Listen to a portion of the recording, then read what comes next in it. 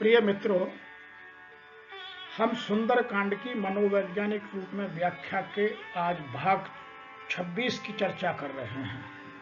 भाग 25 तक हम जीवन की विविध समस्याओं का उत्तर मनोवैज्ञानिक रूप से सुंदरकांड में खोजकर आपके सामने चिंतन और मंथन कर चुके हैं। आज जो जीवन के विशेष क्रम में जो परेशानियां आती हैं और जब आदमी निर्णय नहीं कर पाता है कि मैं प्रार्थना करूं या पुरुषार्थ करूं, उसकी चर्चा आज सुंदरकांड में होने वाली है कि जीवन में मुझे पुरुषार्थ करना है या प्रार्थना करनी है या दोनों करने हैं।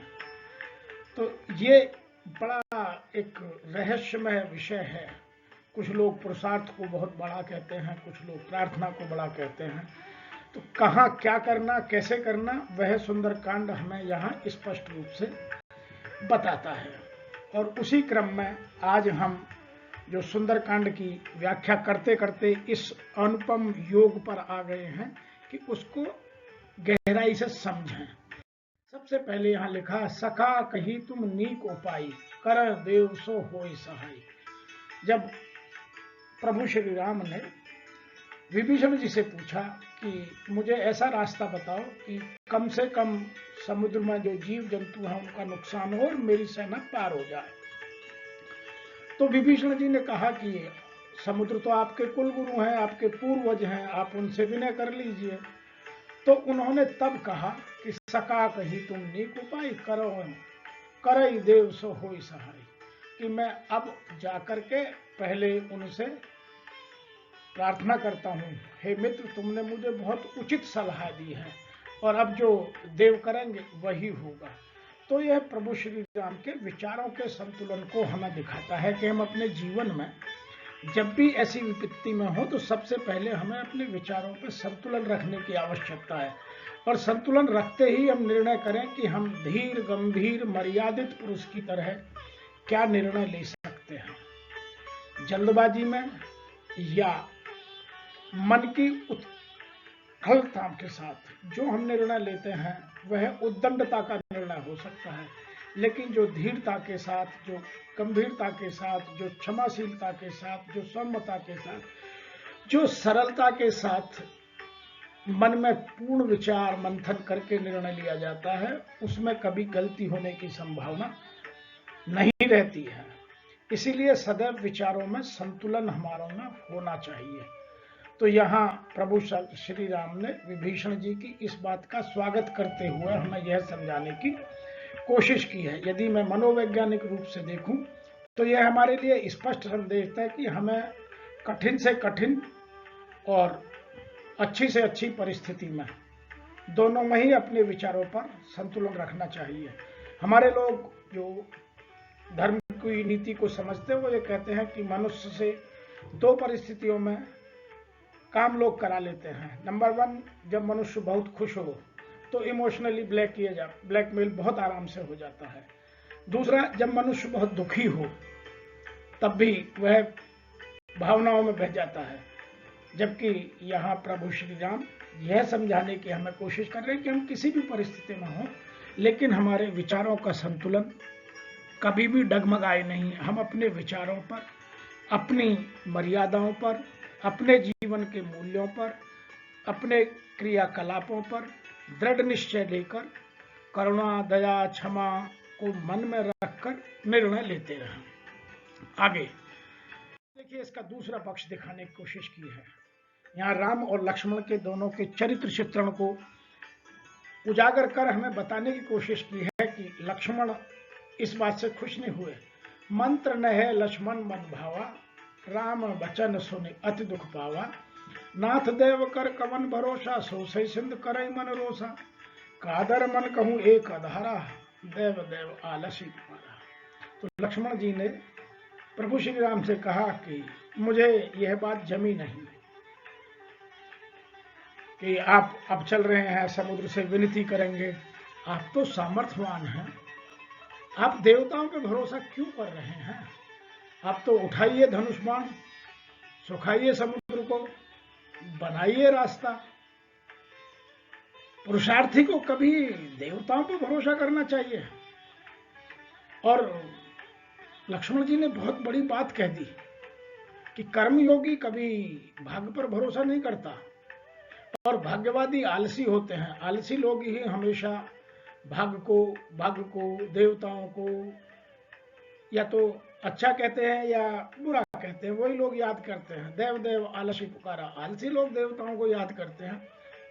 भ्राता, आप तो ना तो आलसी हैं ना भाग्यवादी हैं, पुरुषार्थी हैं, सामर्थ्यवान हैं, उठाइए धनुष। उनका यह कहना अपनी धारणाओं पर, अपनी अवधारणाओं पर, अपने पुराने अनुभवों पर आधारित था। और हमारे शास्त्र ऐसा कहते हैं। हमारे लिए जो यहाँ सारांश है वह यह है कि धारणाओं पर, अवधारणाओं पर आधारित निर्णय गलत अधिकतर सिद्ध होते हैं, क्योंकि धारणाएं, अवधारणाएं बदलती रहती हैं। तो यहाँ लक्ष्मण जी ने जो बात कही उनकी अपनी धारणा है। अब उस धारणा को समझते हैं कि लक्ष्मण जी ने क्यों कहा। लक्ष्मण जी के कहने के पीछे जो भाव था वह यह था कि मैंने देवताओं पर 2 बार भरोसा किया है। राम ने पूछा कि तुम ये बात क्यों कह रहे हो, तो उसने कहा कि मैंने 2 बार भरोसा किया। पहली बार तो भरोसा तब किया जब हम जंगल में थे, पंचवटी में थे, तो जब मैंने वो लक्ष्मण रेखा बनाई थी तो सभी देवी देवताओं की पूजा कर और सबको याद कर, और मैं यह कहकर गया था कि मैं भाई की रक्षा के लिए, क्योंकि भाभी मान नहीं रही है तो मैं जा रहा हूं, आप मेरी भाभी की रक्षा करना। तो किसी देवता ने सीता की रक्षा नहीं की। ये दुष्ट रावण सीता का हरण कर लाया, तो मुझे इन देवों पर भरोसा नहीं है। दूसरी बात, उन्होंने अपने जीवन के और बहुत सारे उन्होंने उदाहरण सुनाए कि जब आपका राज्याभिषेक होने वाला था तो सबने अच्छे से अच्छा मुहूर्त निकला था, सुबह आपका अच्छा खासा राज तिलक होना था, लेकिन अचानक रातों रात ही सब देवता आपसे नाराज हो गए। तो उन्होंने अवधारणा अपनी इन 2 उदाहरणों पर, और बहुत सारे उदाहरण यहाँ आ सकते हैं। तो जब रामचंद्र जी ने यह सुना तो सुनत बिहस बोले हैं, यह सुनकर के उनको हंसी आ गई और वो हंसने लगे। ऐसे ही करब धरऊ मन दीरा, कि आप चिंता मत करो लक्ष्मण जी, मैं पुरुषार्थी हूं, पुरुषार्थ ही करूंगा, आप मन में थोड़ी धैर्यता रखिए। तो यहाँ हम सबके लिए यह मैसेज देने की कोशिश की है कि हम जल्दबाजी ना करें, उचित समय पर उचित निर्णय लें। जीवन में धैर्यता का पर्पज ही ये है कि हम बहुत धीर गंभीर व्यक्ति की तरह काम करें, क्षणे रुष्टा क्षणे तुष्टा ना करें। हाँ, लक्ष्मण जी की जहां अपनी अवधारणाओं पर आधारित या अपने अनुभवों पर आधारित यह कहना कि मैं देवताओं पर भरोसा नहीं करता, अपनी जगह सही भी है, लेकिन प्रभु श्री राम हंसे और उनसे कहा कि हाँ हाँ ऐसे ही करेंगे, आप चिंता मत करो। तो उन्होंने यहां भी दूसरा भी यह किया कि विभीषण को भी कहा कि तुमने मुझे एक अच्छी सलाह दी है, सखा कही तुम नीकु पाई, और लक्ष्मण जी से भी कह रहे हैं ऐसे ही करब धरऊ मन दीरा, आप अपने मन में विचार रखो, ध्यान शांति रखो, हाँ मैं ऐसे ही करूंगा। तो ये दोनों मन की गहराई की, धैर्यता की, सीमितता को बताते हैं कि हम में इतनी असीमित धैर्यता हो कि जिसे हर कोई बात बात पर ना तोड़ दे। आगे और सुनिए, जो जीवन के विभिन्न पहलू हैं, सुंदरकांड उन सबको उजागर करता है और सबका उत्तर बार बार देता है हमें। आगे क्या, अस कही प्रभु अनुजई समझाई, सिंधु समीप गए रघुराई। ऐसा कहकर उन्होंने कहा कि आप धैर्य रखिए, अपने छोटे भाई को समझाया और समुद्र के पास गए। समुद्र के पास जाकर उन्होंने क्या कहा, यह भी समझने की बात है कि समुद्र के पास जाकर पहले उन्होंने प्रथम प्रणाम की सिरुनाई, सर झुकाकर प्रणाम किया, अर्थात विनय की। सामर्थ्यवान व्यक्ति यदि विनय से परिपूर्ण हो जाए तो फिर उसकी उदारता की कोई सीमा नहीं रहती है। हमारे हिंदी साहित्य में हमारे वर्तमान कवियों ने भी लिखा है कि क्षमा सोएती उस बज़म को जिसके पास गरल है। उसका क्या जो दंतहीन विश्वहीन विनीत सरल है। तो क्षमा केवल उस व्यक्ति को ही शोभा देती है जिसमें सामर्थ्यता हो। यदि किसी आदमी के घर में खाने को नहीं है और वो कहे मैं व्रत रख रहा हूं, कोई बहुत कमजोर है, बहुत दीनहीन है, और वो कह रहा है कि मैंने सामने वाले एक बहुत बलवान आदमी को माफ कर दिया, तो वह माफी नहीं है, वह विनय नहीं है, वह मजबूरी है। विनय कब है, क्षमाशीलता कब है कि जब आप सामर्थ्यवान है, आप चाहे जो कर सकते हैं, फिर भी आप झुक रहे हैं, प्रार्थना कर रहे हैं। तो पहले प्रभु श्री राम झुके, उन्होंने प्रणाम किया और फिर कुशा के आसन पर बैठकर प्रार्थना प्रारंभ करने की बात कही। तो हमें यहाँ दो चीजें बहुत गहराई से समझने की आवश्यकता है कि जीवन में हम कितने ही सामर्थ्यवान हो जाएं, विनयशीलता को, क्षमाशीलता को जीवन में कभी नहीं छोड़ना है। समय आने पर उसका सदुपयोग भी करें, लेकिन पहले सबसे अपने जीवन में लोगों को क्षमा के साथ, विनय के साथ पेश आए, तो आपकी सफलता, चाहे हम कॉर्पोरेट जगत में हैं, चाहे हम विद्यार्थी हैं, चाहे हम अपना कोई प्रोफेशन करते हैं, या हम जीवन के किसी भी क्षेत्र में हैं, तो उनमें यह भाव रखना कि मैं पहले कोई भी काम विनय के साथ शुरू करूं, लोगों की भावना के साथ काम करूं, उनको समझूं और धैर्य रखूं। आगे भी इसके बाद और मजे हमारे सामने आती है कि जो बहुत ही गजब की बात है, और वह बात है जब ही विभीषण प्रभु पर आए, पीछे रावण दूत पटाए, सकल चरित किन देखे धरे कपट देह, प्रभु गुण हर सही शरणागत पर नेह। कि जब विभीषण जी प्रभु के पास आए तो ही रावण के दूत उनके पीछे आ गए। रावण ने अपने दूत भेजे कि यह विभीषण गया है, जाकर देखिए। तो सुक और सारण दो दूत वहां पहुंचे और उन्होंने आकर के उस सीन को देखना चाहा कि यहां क्या हो रहा है। तो उन्होंने अपना भेष भालू बंदरों जैसा बना लिया ताकि वो उनमें मिल जाए। तो यहाँ बाबा तुलसीदास ने हमारे जीवन में सफलता के क्रम में समझाने के लिए दोहा लिखा है, सकल चरित तिन देखें धरे कपट कप देह, प्रभु गुण हृदय सरा रही शरणागत पर नेह।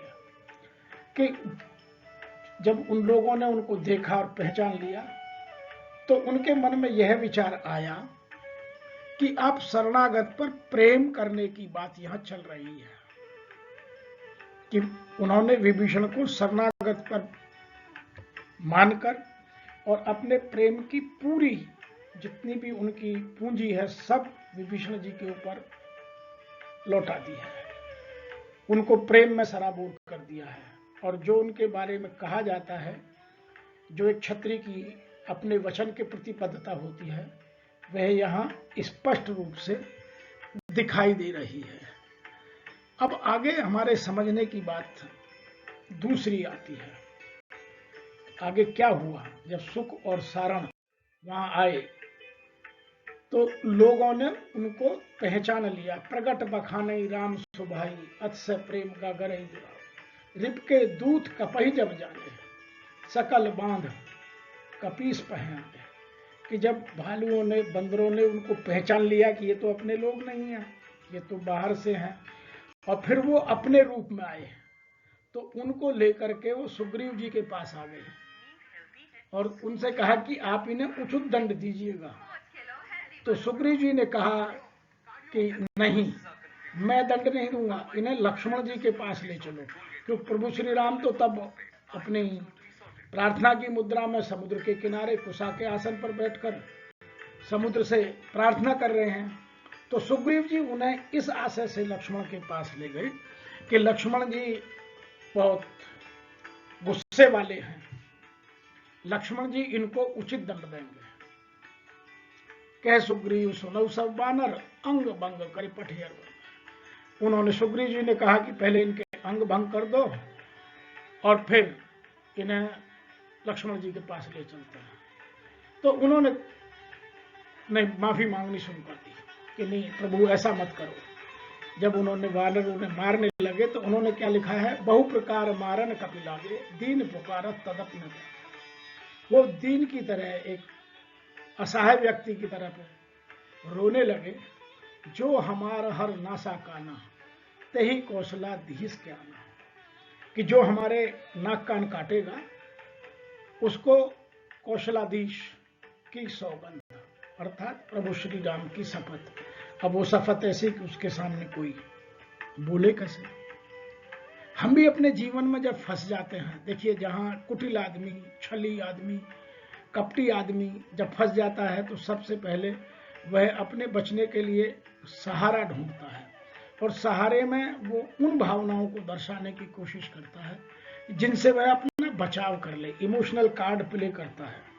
तो यहां उन्होंने अपना सबसे बड़ा इमोशनल कार्ड प्ले किया कि आपको कौशलाधीश की अर्थात श्री राम की शपथ। उसके बाद सब वानर रुक गए और फिर उन्हें वो लक्ष्मण जी के पास ले गए, क्योंकि उन्हें ले ही जाना लक्ष्मण जी के पास था।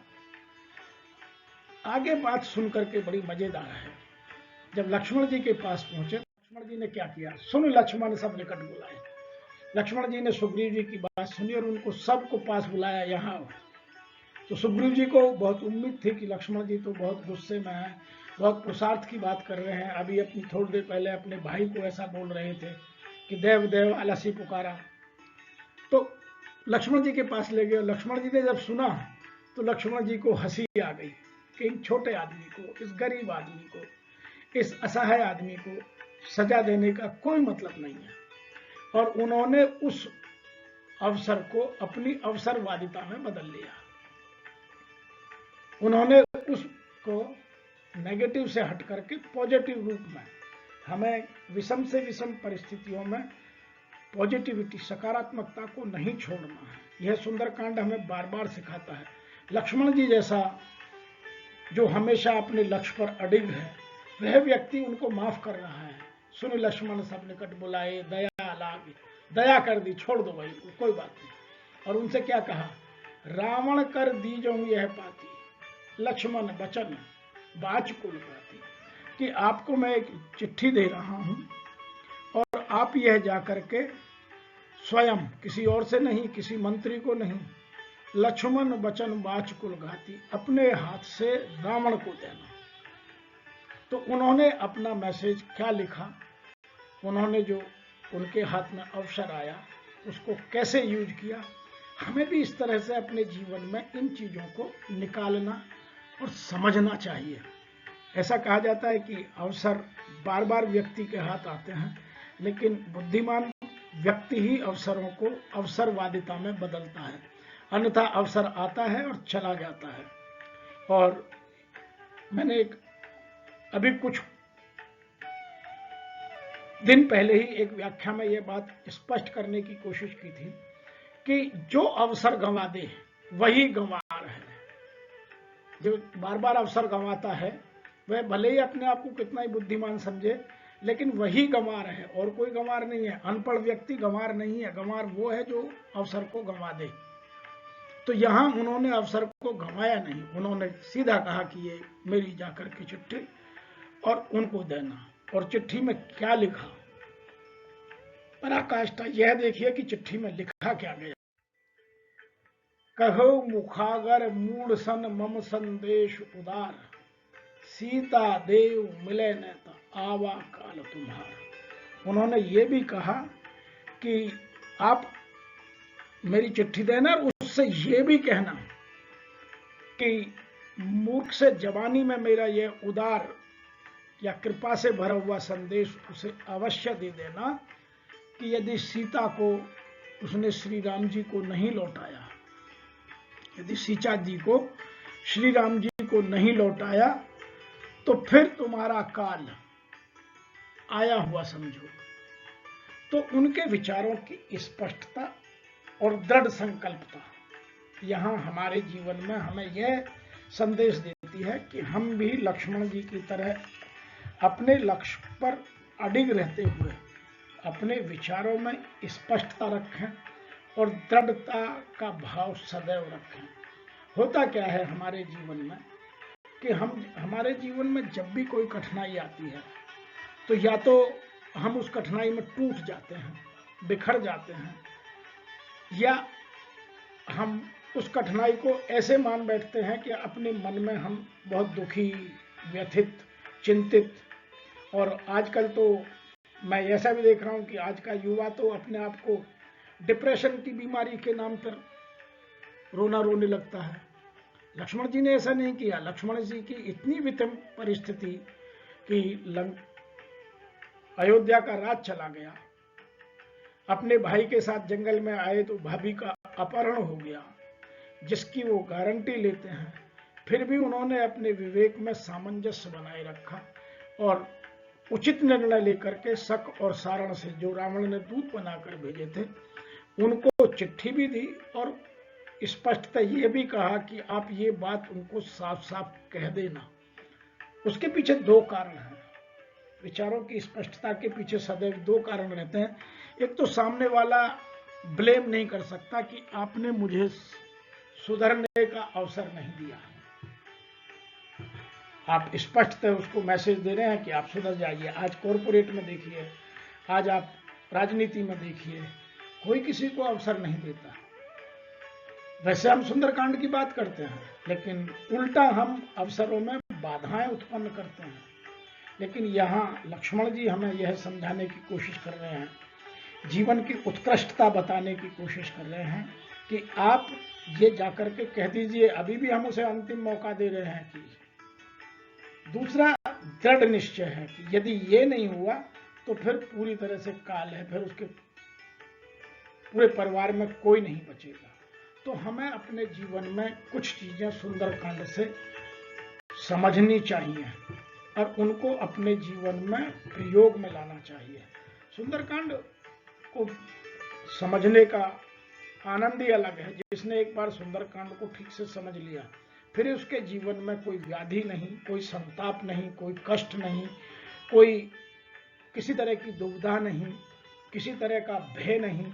ये सब को दूर करता है। और जो एक उत्कृष्ट मानव की खूबियां हैं, नम्रता है, क्षमाशीलता है, विनयशीलता है, सौम्यता है, सरलता है, उदारता है, दयालुता है, उन सब चीजों का समावेश सुंदरकांड करने का प्रोत्साहन हम में भरती हैं, ताकि हम अपने आप का आत्ममंथन कर अपनी उन बुराइयों का या अपने उन विकारों का बाहर निकाल कर विनाश करें और अच्छी चीजों का अपने जीवन में, अपने व्यवहार में, अपने आचरण में समावेश करें।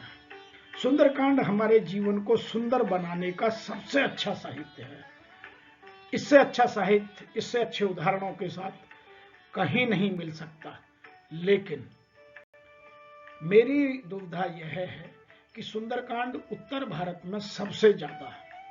और मैं तो देखा हूं दक्षिण भारत में भी सुंदरकांड का पाठ होता है, लोग पढ़ते हैं, मध्य भारत में भी बहुत भयंकर है। लेकिन उसको समझकर अपने जीवन में उतारने की क्षमता कितने लोगों ने विकसित की है, यह देखने का, समझने का विषय है। तो मेरा जो भी मेरी इस वार्ता को सुन रहे हैं, चिंतन कर रहे हैं, सबसे करबद्ध निवेदन है कि आप सुंदरकांड को पढ़ने के साथ साथ अपने जीवन में उतारिए। और जब तक इसको उतारेंगे नहीं, जब तक अपने आचरण में इसको दिखलाएंगे नहीं, तो जो सुंदरकांड की आत्मा है उसको हम समझेंगे नहीं। और सुंदरकांड की आत्मा सुंदरकांड के अंतिम दोहे में साफ साफ लिखी गई है। सकल सुमंगलदायक